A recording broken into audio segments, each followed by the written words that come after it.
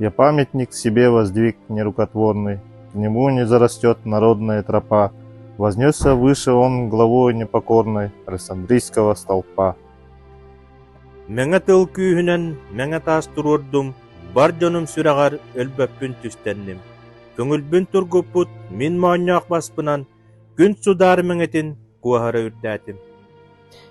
Нет, весь я не умру, душа в заветной лире мой прах переживет и тление убежит, и славен буду я, доколь в подлунном мире жив будет хоть один пиит.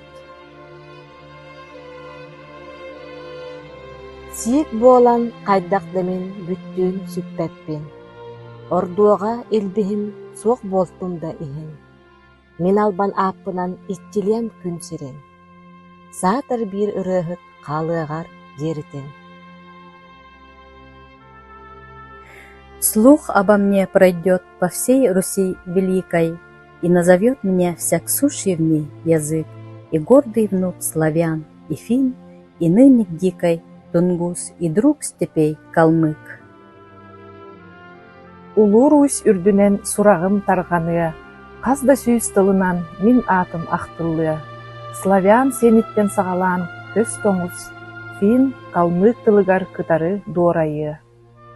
И долго буду тем любезен я народу, что чувства добрые я лирой пробуждал, что мой жестокий век поставил я свободу и милость к падшим призывал.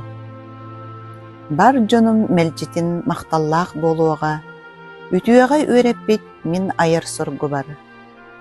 Көңүлү уруйдан бу жулан үйеге самныбыт санатын көтөкпүт жогор бар. Велению Божью, о муза, будь послушна, обиды не страшась, не требуя венца, хвалу и клевету приемля равнодушно и не оспаривай глупца. Жылға ханы яғын, о, ейім истеққа, үхінтен көппаққа, айхалы күйпәкке, қайқалы қобу да санаға тұппаққа, аргыны кытары мөккүһэ барбакка.